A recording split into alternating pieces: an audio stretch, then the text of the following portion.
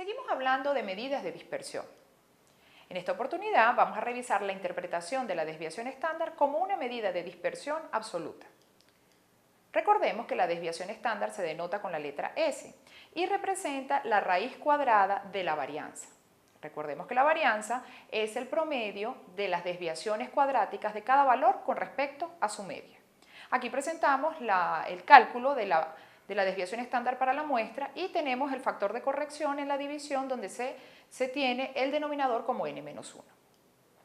Para abordar esto de la interpretación de la desviación estándar, vamos a plantearnos una situación hipotética.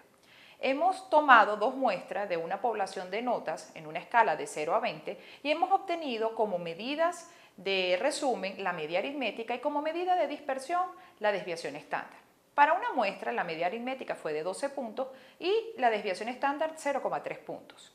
Para la otra muestra la media fue de 12 puntos y la desviación estándar de 4 puntos.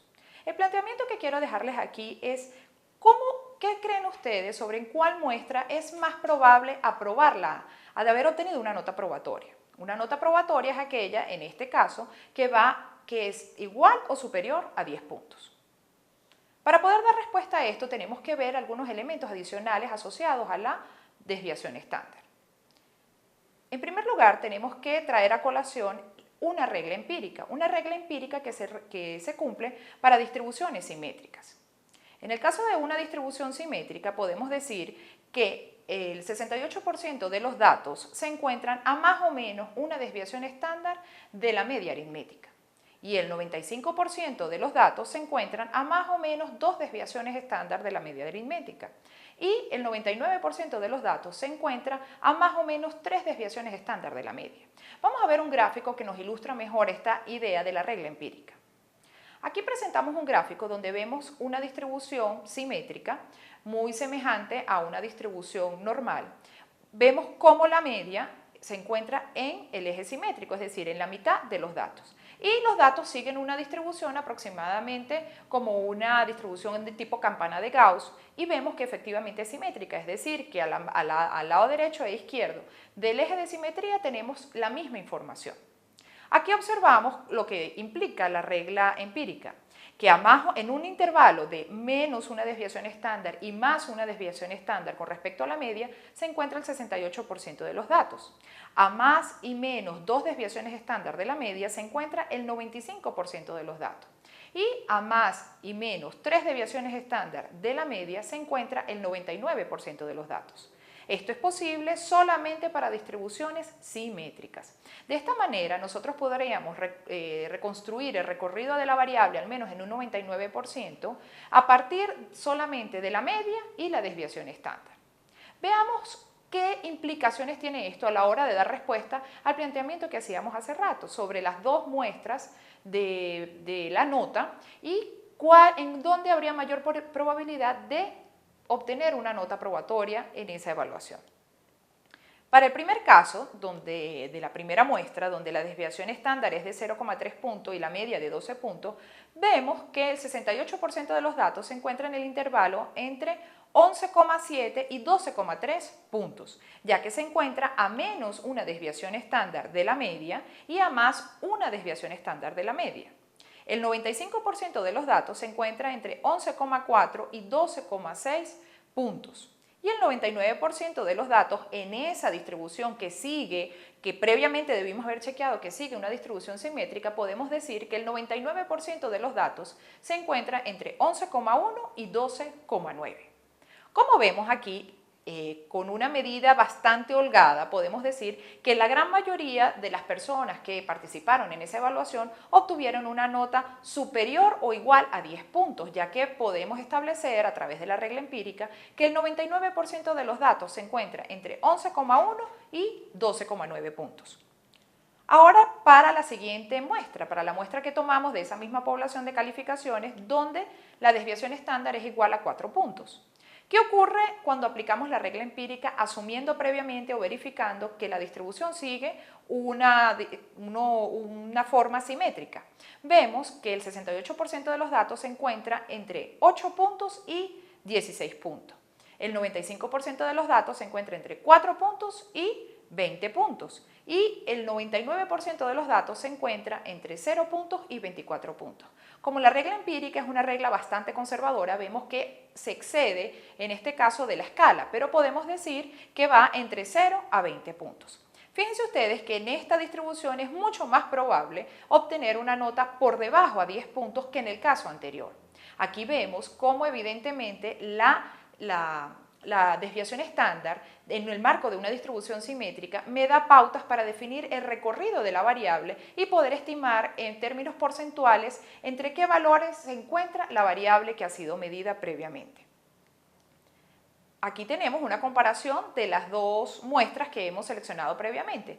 Vemos cómo es la distribución de los intervalos entre el 68, 95 y 99% de los datos para el caso de una muestra y de la otra. Ahora veamos un ejemplo donde vamos a calcular estos intervalos siguiendo la regla empírica. Tenemos que el promedio del peso de un conjunto de 100 niños entre 5 y 8 años es de 15 kilogramos, con una desviación estándar de 2 kilogramos, y se pide calcular la cantidad de niños que cumplen con las siguientes condiciones. Una primera condición es que el peso sea mayor o igual a 15 kilogramos y la segunda condición es que el peso sea inferior o igual a 13 kilogramos.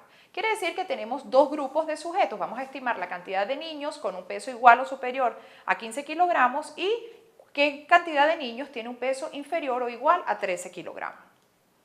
Para esto debemos verificar previamente que los datos siguen una distribución simétrica. Si no tenemos esa información no podemos aplicar la regla empírica. Tenemos que la media es de 15 kilogramos, por lo tanto la ubicamos en el eje central, en el eje de simetría de la distribución. Y a partir de allí, sabiendo que la desviación estándar es de 2 kilogramos, vamos a estimar estos intervalos del 68, 95 y 99%. Entonces tenemos que entre 13 y 17 kilogramos se va a encontrar el 68% de estos niños que han sido encuestados. Y entre 11 y 19 kilogramos se encuentra el 95% de los datos. Y entre 9 kilogramos y 21 kilogramos el 99% de los datos. Para dar respuesta al primer planteamiento que nos están haciendo sobre cuál es la cantidad de sujetos o de niños que tienen un peso igual o superior a 50 kilogramos, pues vamos a hacer una gráfica donde dibujemos o coloreemos el área a la cual nos estamos refiriendo dentro de la curva. Pues aquí vemos que el 50% pues es la mitad de los datos que queremos ver, que hemos encuestado. Aquí tenemos que va a ser todos los sujetos que se encuentran entre 15 kilogramos y más. Pues viendo la curva, pues nos damos cuenta que fácilmente que es el 50% de los datos. Y dado que tenemos 100 niños, entonces podemos decir que el 50 niños tienen un peso igual o superior a 15 kilogramos. Para dar respuesta al otro planteamiento sobre la cantidad de niños que tienen un peso igual o inferior a 13 kilogramos, lo que hacemos es que en la gráfica ubicamos el área que queremos estimar. Como vemos, esa área es de 13 hacia la izquierda. Dado que la curva es simétrica, o dado que la distribución es simétrica, sabemos que entre 13 y 17 se encuentra el 68% de los datos, pero sabemos que todo el recorrido de la variable ocupa el 100%. Por lo tanto, por debajo de 16 kilogramos tenemos un 16% y por encima de 17 kilogramos tenemos el otro 16%. Repito, todo esto es debido a que la distribución es simétrica. De esta manera, el área que queremos calcular es la que corresponde al 16%. Solamente lo que debemos hacer es determinar qué cantidad de niños corresponden en función del porcentaje determinado. Pues en este caso, dado que tenemos 100 niños, el 16% de 100 será 16 niños tienen una edad igual o inferior a 13 kilogramos. En resumen, podemos decir que la desviación estándar es una medida de dispersión muy utilizada en la inferencia estadística. Adicionalmente, su cálculo es prácticamente obligatorio cuando se utiliza la media como medida de tendencia central o medida resumen. También hemos visto la regla empírica, que es muy útil en las distribuciones simétricas, ya que nos permite hacer el cálculo del recorrido de la variable a partir de la media y la desviación estándar.